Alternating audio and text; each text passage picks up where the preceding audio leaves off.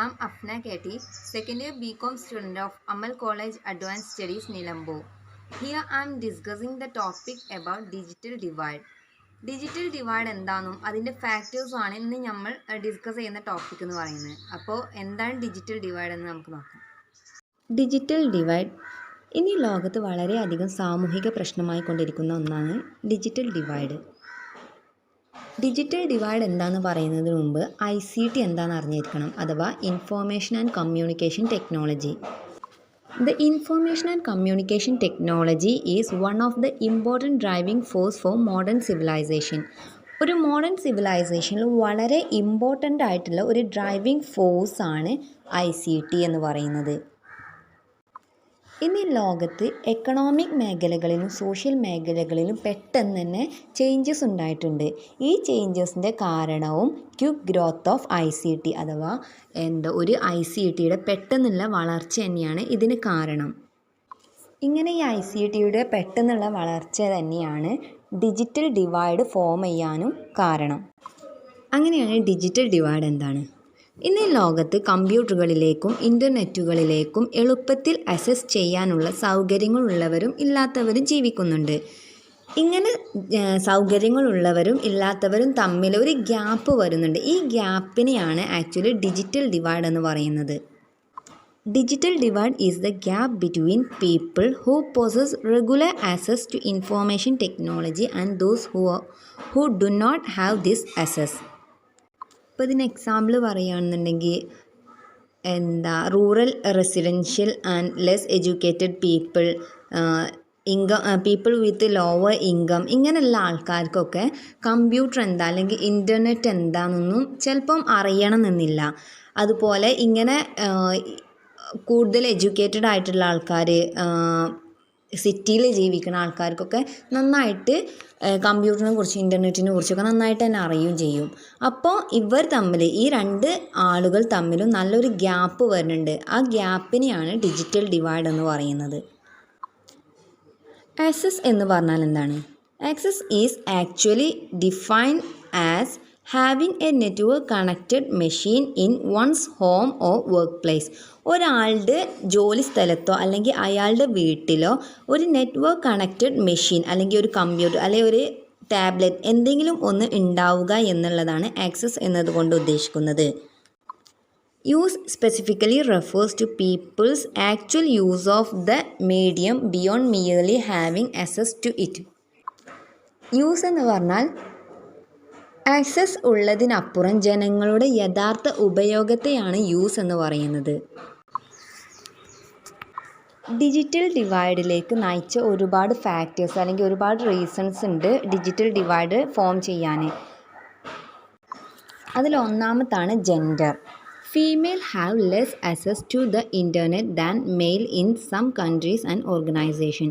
ചില ഓർഗനൈസേഷൻ അല്ലെങ്കിൽ ചില കൺട്രികളിൽ സ്ത്രീകളെക്കാട്ടിലും കൂടുതലായിട്ട് പുരുഷന്മാരായിരിക്കും ഇൻ്റർനെറ്റൊക്കെ യൂസ് ആക്കലും ആക്സസ് ചെയ്യാറൊക്കെ.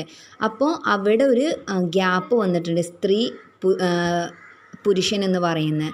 ഈ ഗ്യാപ്പിനെയാണ് ഡിജിറ്റൽ ഡിവൈഡ് എന്ന് പറയുന്നത്. സെക്കൻഡ് പോയിൻ്റ് എന്ന് പറയുന്നത് physical disability. Usually impaired and blind people are not fully able to use a computer due to their physical disability. ഈ ബ്ലൈൻഡ് ആയിട്ടുള്ള ആൾക്കാർക്ക് അല്ലെങ്കിൽ എന്തെങ്കിലും ഡിസേബിലിറ്റി ഉള്ള ആൾക്കാർക്ക് കമ്പ്യൂട്ടർ യൂസ് ചെയ്യാൻ അല്ലെങ്കിൽ ഇൻ്റർനെറ്റ് യൂസ് ചെയ്യാനൊന്നും ഫുള്ളായിട്ട് അവർക്ക് അറിയില്ല, അല്ലെങ്കിൽ അവർക്ക് കുറച്ച് ബുദ്ധിമുട്ടുണ്ടാവും അവരുടെ ഫിസിക്കൽ ഡിസേബിലിറ്റി കാരണം. അപ്പോൾ അവിടെയും ഡിജിറ്റൽ ഡിവൈഡ് ഫോം ചെയ്യുന്നു. തേർഡ് പോയിൻ്റാണ് ഫിസിക്കൽ ആക്സസ് എന്ന് പറയുന്നത്. Lack of telecommunication infrastructure with sufficient reliable bandwidth for internet connection and the ability to purchase the necessary equipment create digital divide among the people.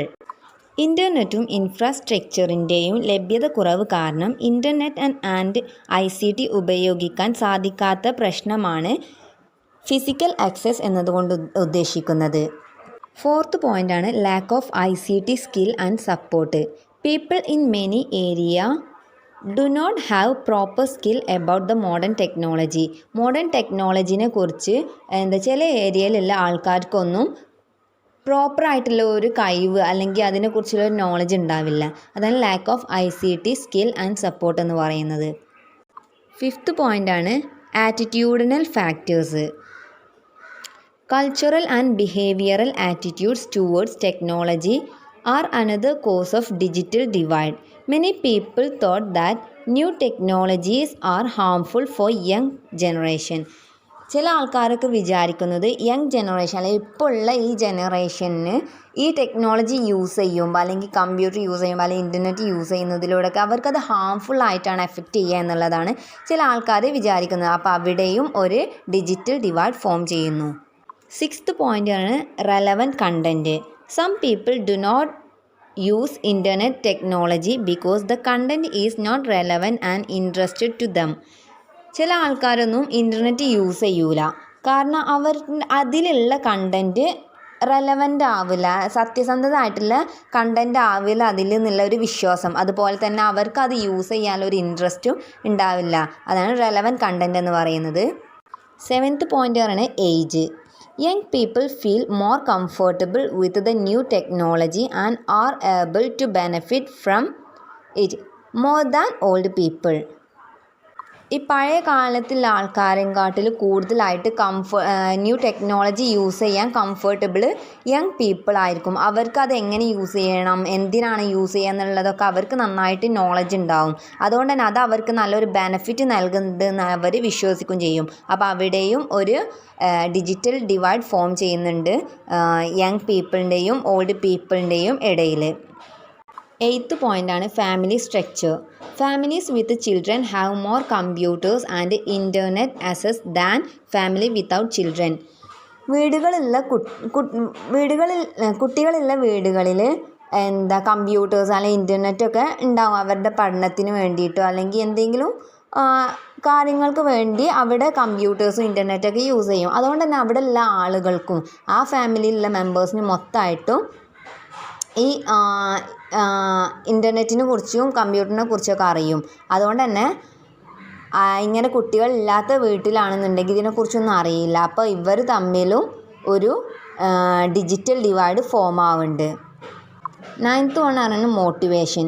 People may not use computer because they are not interested or they may not see any good reason to use it. ചില ആളുകൾ computer ഒന്നും use ചെയ്യൂല, കാരണം അവർക്കൊന്നെങ്കിൽ അതിൽ interest ഉണ്ടാവില്ല, അല്ലെങ്കിൽ ഇന്നേ വരെയായിട്ട് അവർ അത് യൂസ് ആക്കാനുള്ള നല്ലൊരു ഗുഡ് റീസൺ ഇന്നേ വരെ അവർ കണ്ടിട്ടുണ്ടാവില്ല. അങ്ങനെ മോട്ടിവേഷൻ ഇല്ലാതെയും ഡിജിറ്റൽ ഡിവൈഡ് ഫോം ആവും. മോട്ടിവേഷൻ ഉള്ള ആൾക്കാരും മോട്ടിവേഷൻ ഇല്ലാത്ത ആൾക്കാരും തമ്മിൽ. ഇങ്ങനെ 9 പോയിൻ്റാണ് ഡിജിറ്റൽ ഡിവൈഡിന് കാരണങ്ങളായിട്ടുള്ള 9 പോയിൻ്റാണ് നമ്മൾ പറഞ്ഞത്. 1 gender, 2 physical disability, 3 physical access, 4 lakh of ICT skills and support, 5 attitudinal factors, 6 relevant content, 7 age, 8 family structure, 9 motivation. ഈ എല്ലാ കാരണങ്ങൾ കൊണ്ടുമാണ് ഡിജിറ്റൽ ഡിവൈഡ് എന്നുള്ള ഒരു ഇഷ്യൂ ഫോം ചെയ്യാൻ കാരണം.